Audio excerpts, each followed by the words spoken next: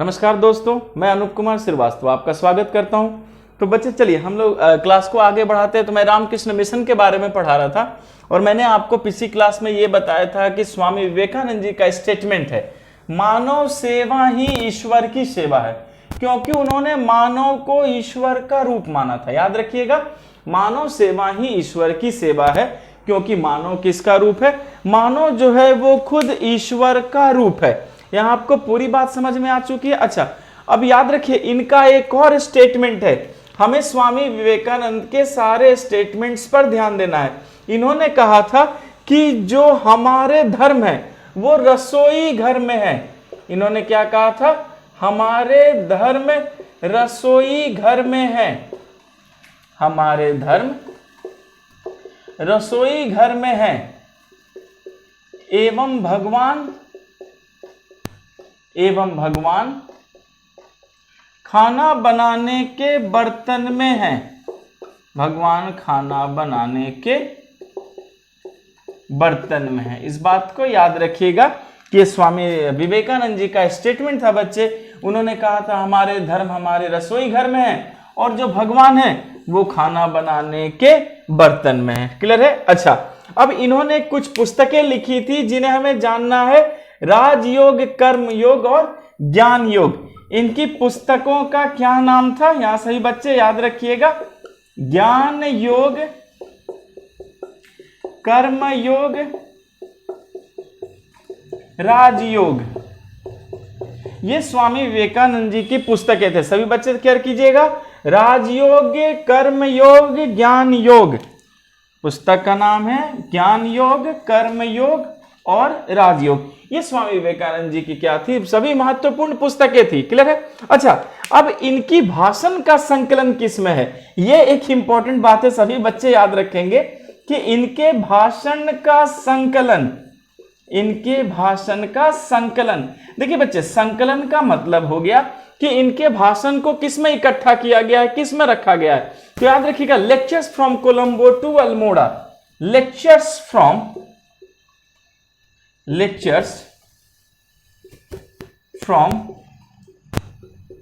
Colombo to Almora. Clear है? यहां सभी बच्चे याद रखना है कि इनके भाषण को जिसमें संकलित किया गया है, रखा गया है, क्या नाम है उसका? Lectures from Colombo to Almora. ये बहुत इंपॉर्टेंट बातें हैं बच्चे, आप सभी को केयर करना है कि इनके भाषण का जो संकलन है वो किसमें है। तो lectures from Colombo to Almora, lectures from Colombo to Almora. पूरी बात समझ में आ गई? चलिए, यहां पर बच्चे हमने रामकृष्ण मिशन को बखूबी सीख लिया। अब हम चलते हैं अपने अगले आंदोलन की ओर। वो भी इतना ही महत्वपूर्ण है, वो है थियोसॉफिकल सोसाइटी। पहले सभी बच्चों ने ये लिख लिया, मैं मिटा दूं इसे। ओके, चलिए हम अपने अगले पर चलते हैं, थियोसॉफिकल सोसाइटी।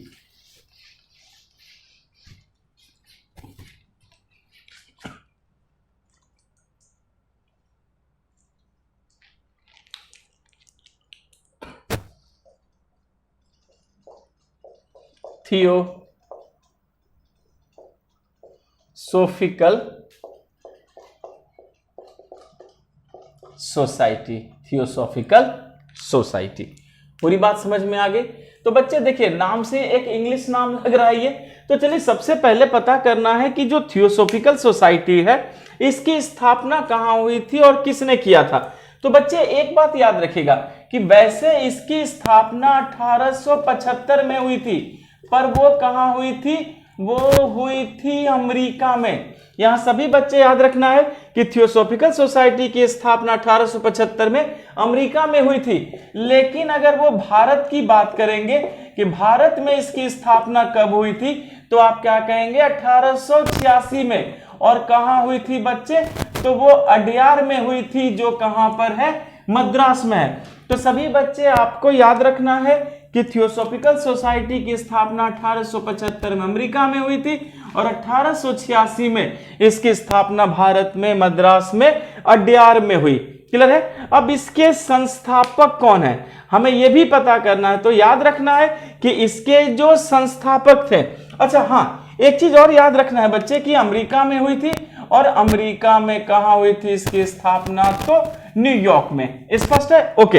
अब बच्चे इसके संस्थापक, हम इसके संस्थापक का भी नाम जान ले।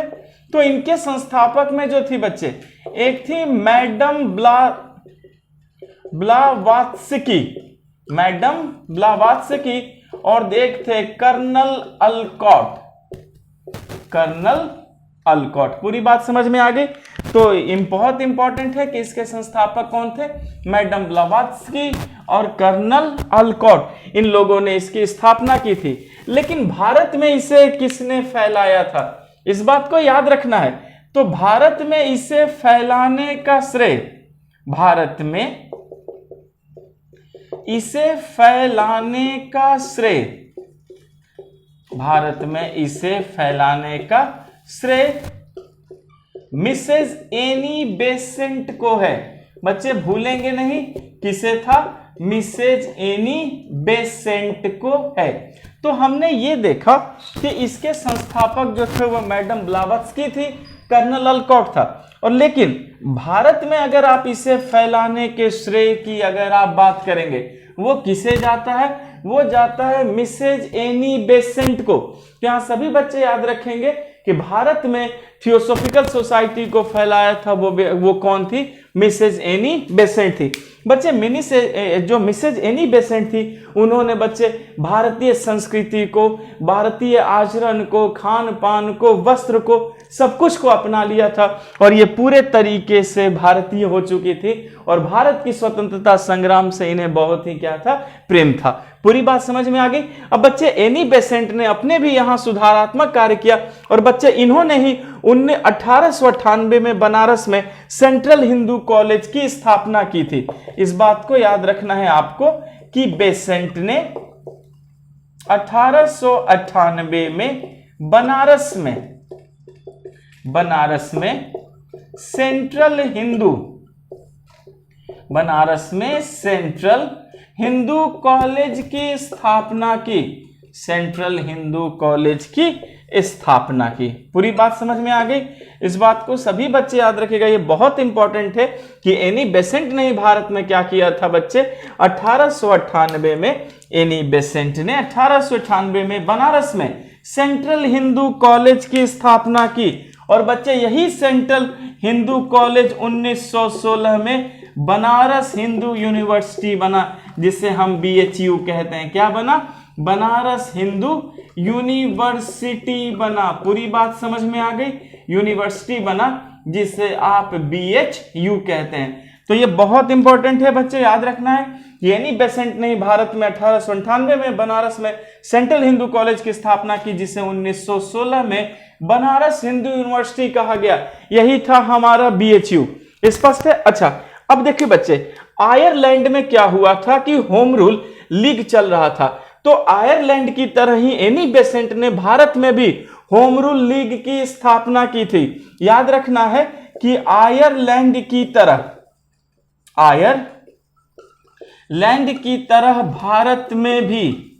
भारत में बेसेंट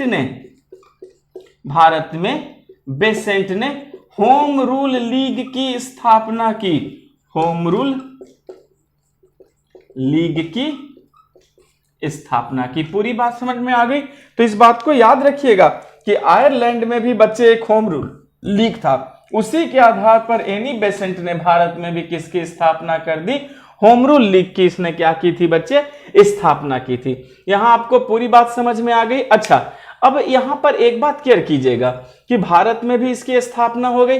अच्छा, अब ये जो संस्था के समर्थक लोग थे बच्चे, ये आत्मिक ज्ञान को बहुत महत्व देते थे, आध्यात्मिकता को बहुत महत्व देते थे। तो हमें समझना है कि ये जो थियोसॉफिकल सोसाइटी है, इसने भारत में किस प्रकार से, क्या तरीका था कि सारे सुधारवादी कार्यक्रमों को इसने किया था। यहां आपको पूरी बात समझ में आ गई? पहले मैं ये मिटा दूं, ये सभी लोगों ने लिख लिया इसे अच्छे से।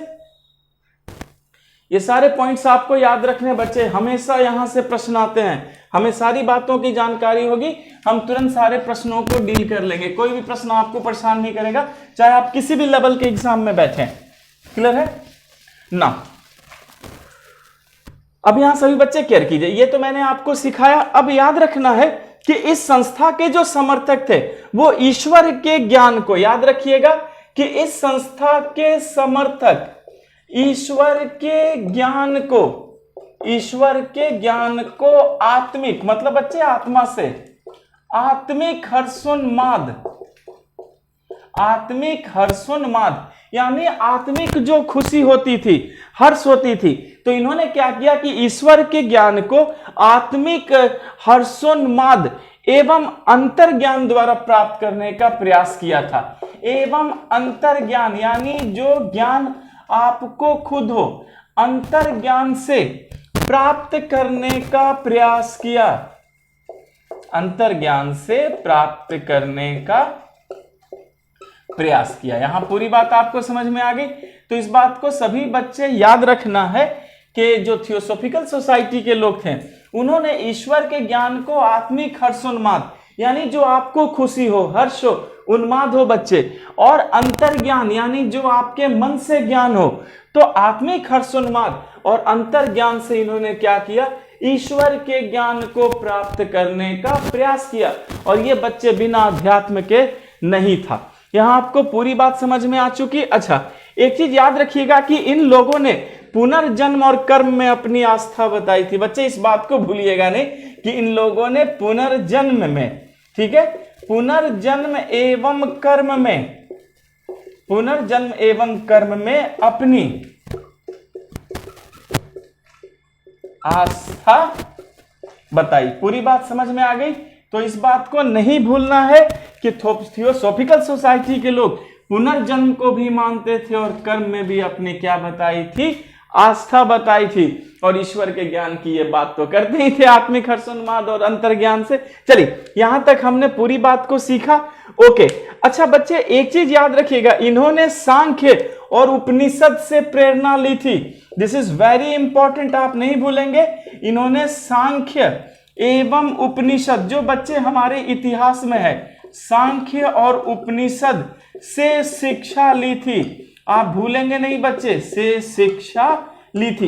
कहने को थियोसॉफिकल सोसाइटी विदेश में बच्चे डेवलप हुई थी, फिर भारत में आई थी, लेकिन इन्होंने भारत की संस्कृति में आस्था जताई और हमारे यहाँ के सांख्य और उपनिषदों से इन्होंने क्या ली, शिक्षा ली। तभी कहा कि ईश्वर के ज्ञान को आत्मिक हर्षोन्माद और अंतर्ज्ञान से क्या किया जा सकता है, प्राप्त किया जा सकता है। यहाँ आपको पूरी बात समझ में आ चुकी है बच्चे। चलिए हम आगे बढ़ते हैं अपने अगले आंदोलन की ओर, जो भी इसी की तरह महत्वपूर्ण है। सभी बच्चों ने इसे लिख लिया अच्छे से? ओके, मैं मिटाऊं इसे, फिर हम आगे बढ़ते हैं।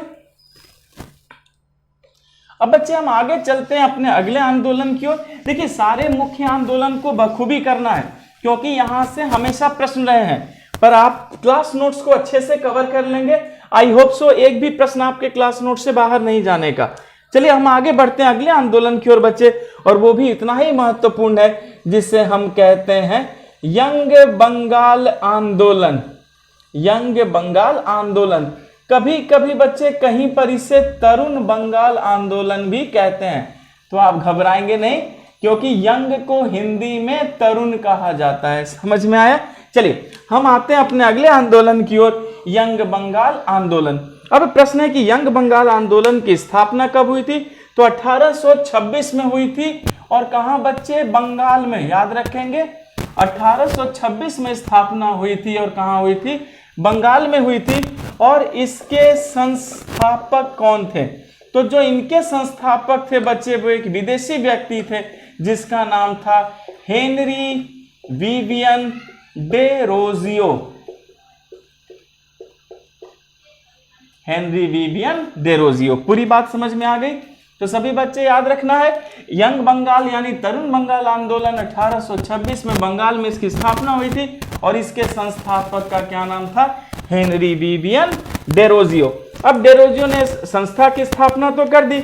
अच्छा, जैसे मैंने अभी आपको इनके नाम से ही बताया था बच्चे, ये दरअसल आंग्ल भारतीय हैं। ये क्या है? आंग्ल भारतीय, यानी वैसे भारतीय हैं जो मूल रूप से क्या थे?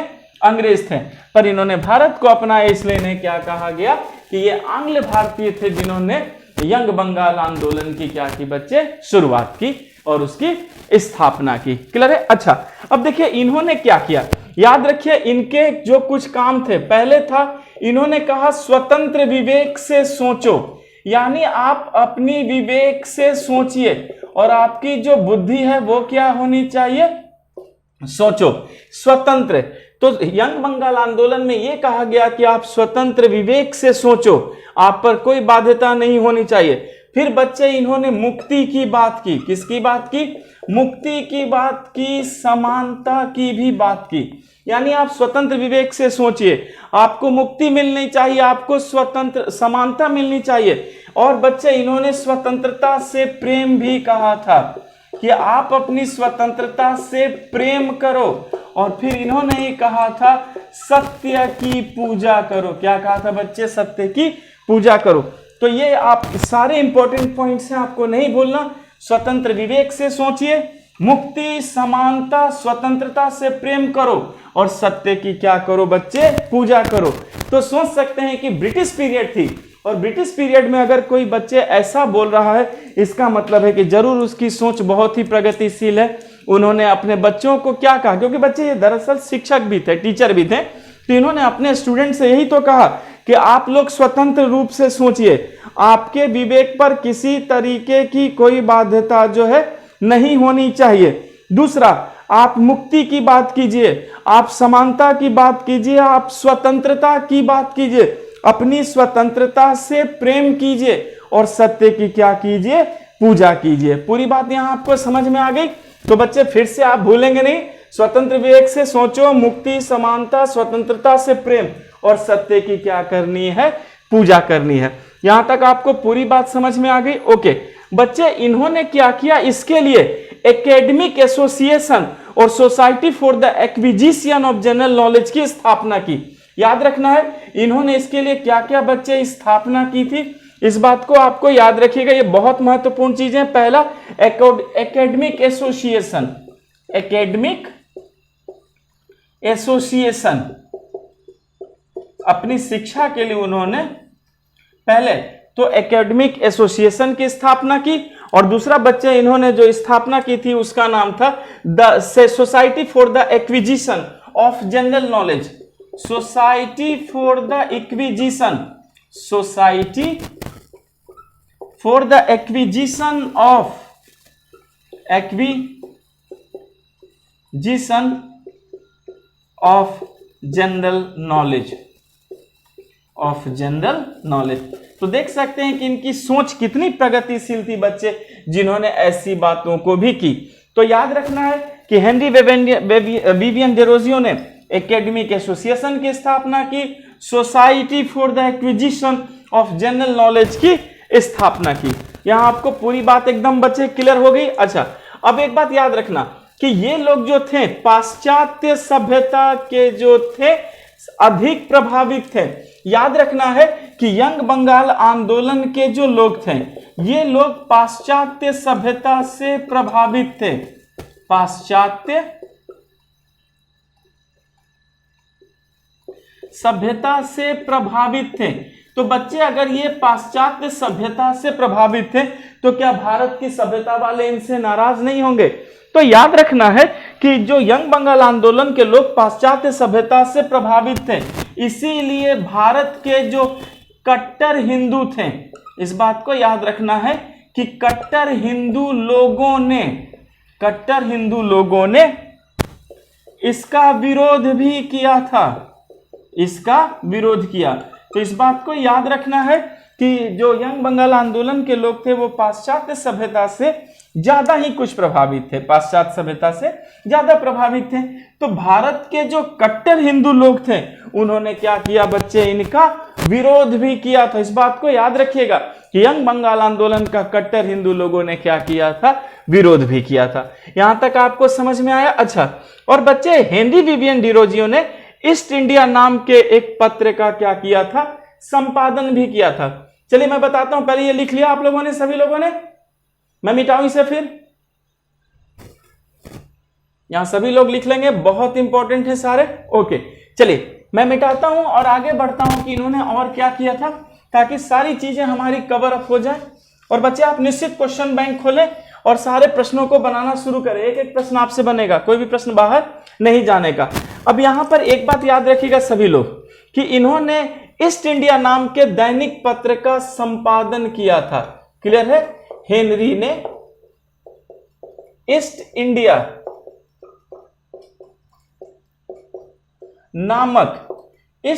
नामक दैनिक पत्र का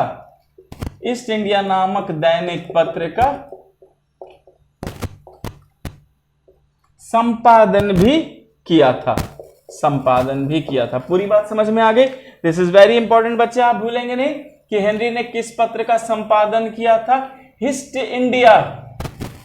इंडिया दैनिक पत्र का क्या किया था? इन्होंने संपादन भी किया था। और बच्चे इनकी इसी सोच के कारण हेनरी विवियन डेरोजियो को ही आधुनिक भारत का प्रथम राष्ट्र कवि कहा गया। याद रखेंगे कि हेनरी को आधुनिक भारत का प्रथम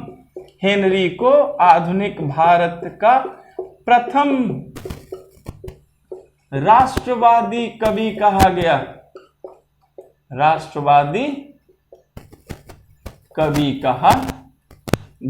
पूरी बात समझ में आ गई? तो इस बात को कोई बच्चे नहीं भूलेंगे कि हेनरी विवियन डेरोजियो को ही क्या कहा गया था?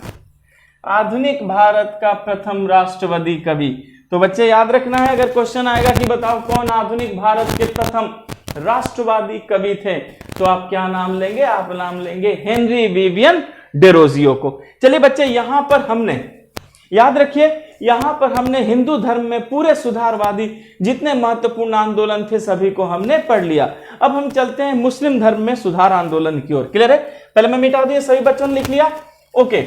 अब देखते हैं कि मुस्लिम धर्म में कौन कौन से सुधारवादी आंदोलन हुए थे और उनका क्या प्रभाव था, ताकि बच्चे इसी तरीके से हम सारे धर्मों के आंदोलन को सीख लेंगे। क्लियर है? यहां सभी बच्चे क्या करेंगे? मुस्लिम धर्म सुधारवादी आंदोलन, मुस्लिम धर्म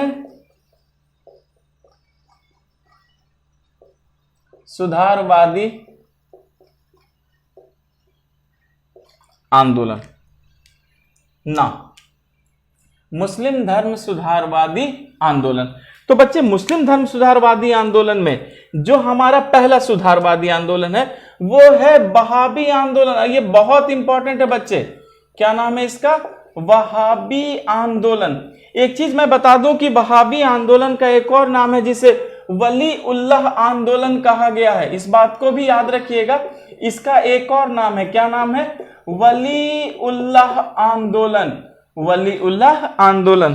तो सभी बच्चे याद रखिएगा कि मुस्लिम धर्म में सुधारवादी आंदोलन है वहाबी आंदोलन और वली उल्लाह आंदोलन। अब बच्चे ये इस आंदोलन की क्या मुख्य बातें थी?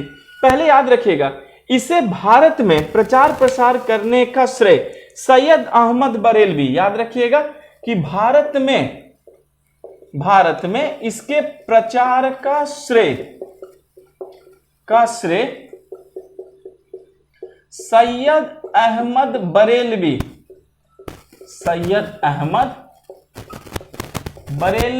एवं मौलवी अहमद को जाता है। याद रखिएगा, एवं मौलवी अहमद को है,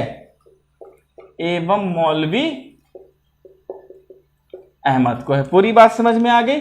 तो सभी बच्चे याद रखेंगे कि वहाबी आंदोलन का भारत में प्रचार का श्रेय किसे जाता है? सैयद अहमद बरेलवी और मौलवी अहमद को। इन लोगों ने ही बच्चे वहाबी आंदोलन को भारत में क्या किया था? फैलाया था, इसका प्रचार और प्रसार किया था। अब बच्चे एक्चुअली तो ये था कहां से जो इसका भारत में प्रचार किया गया? याद रखेंगे कि यह ईरान से प्रेरित था। यह जो आंदोलन था बच्चे वो कहां से प्रेरित था? तो याद रखना है कि यह ईरान से प्रेरित था। और बच्चे ये आंदोलन मुख्य रूप से ईरान का था, वहां से प्रेरित था। और भारत में इसे सैयद अहमद बरेलवी और मौलवी अहमद ने क्या किया? इसे बखूबी फैलाया। अब प्रश्न ये है बच्चे कि आखिर इसका लक्ष्य क्या था? तो याद रखिएगा कि इस आंदोलन ने मुस्लिम पर जो पाश्चात्य शिक्षा का प्रभाव पड़ रहा था, याद रखिएगा कि मुस्लिमों पर जो अंग्रेजी सभ्यता का, शिक्षा का, यानी पाश्चात्य चीजों का, शिक्षा का जो प्रभाव पड़ रहा था वो उसके विरोध में थे। ये नहीं चाहते थे कि मुस्लिम धर्म या समाज पे पाश्चात्य शिक्षा का क्या पड़े, प्रभाव पड़े। यहां पूरी बात समझ में आ गई। तो याद रखिएगा कि यह मुस्लिमों पर पड़ने वाले, यह मुस्लिमों पर पड़ने वाले, यह मुस्लिमों पर पड़ने वाले पाश्चात्य प्रभाव के विरोधी थे। पाश्चात्य प्रभाव के क्या थे बच्चे, विरोधी थे। मतलब ये नहीं चाहते थे कि मुस्लिम धर्म में अंग्रेजी शिक्षा का या पाश्चात्य जगत का कोई भी प्रभाव पड़े। और ये पाश्चात्य प्रभाव के विरोध में मुस्लिमों ने क्या किया बच्चे, ये आंदोलन चलाया था जिसका नाम था बहावी आंदोलन या वलीउल्लाह आंदोलन। क्लियर है? अच्छा, लेकिन आरंभ में यह जो आंदोलन था वो पंजाब के सिख सरकार के लिए चला था। याद रखना है कि प्रारंभ में यह आंदोलन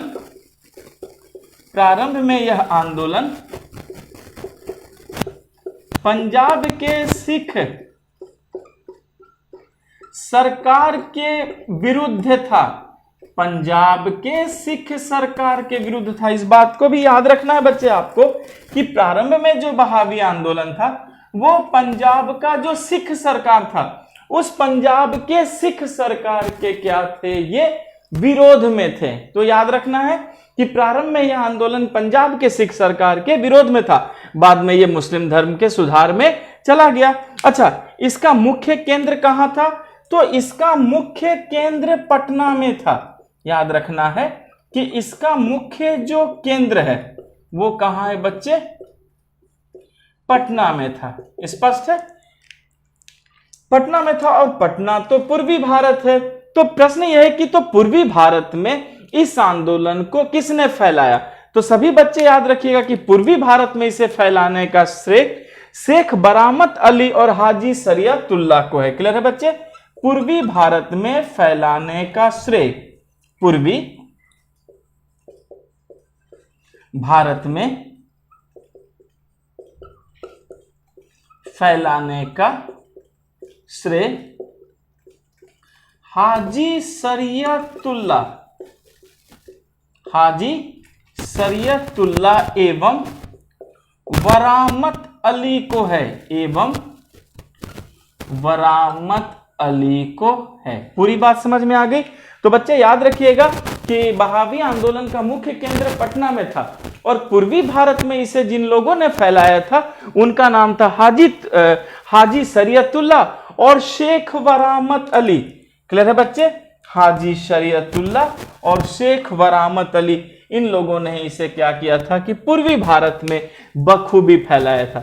यहां आपको पूरी बात समझ में आ चुकी है? ठीक है, चलिए मैं मिटाऊं इसे, फिर हम बढ़ते हैं अपने अगले आंदोलन की ओर और देखते हैं हमारा अगला आंदोलन कौन है। सभी बच्चों ने लिख लिया?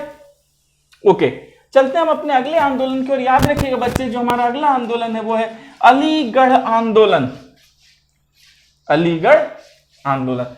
तो चलिए सीखते हैं कि अब ये अलीगढ़ आंदोलन क्या है, इसके क्या बातें थी, इसमें क्या प्रभाव था। ओके ना,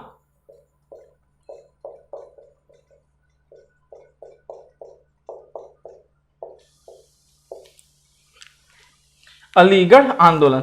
बच्चे याद रखिएगा इसकी जो स्थापना हुई थी वो अलीगढ़ में हुई थी, सर सैयद अहमद खान ने की थी।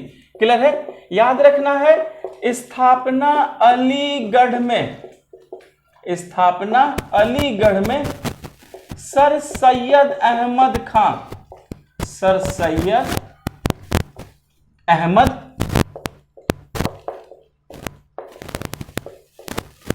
खान ने की थी।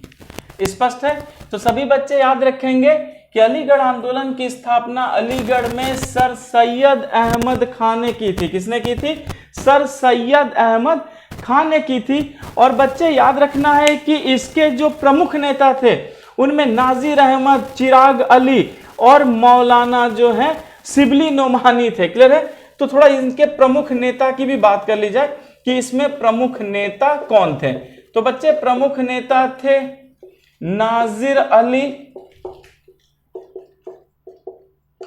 शिबली नोमानी, ये सब बच्चे अलीगढ़ आंदोलन के प्रमुख नेता थे जिनके बारे में हमें जानना है। नाजिर अहमद, ठीक है बच्चे, नाजिर अहमद, शिबली नोमानी और चिराग अली। पूरी बात समझ में आ गई। तो प्रमुख नेताओं का नाम देखिए बच्चे, नाजिर अहमद, शिबली नोमानी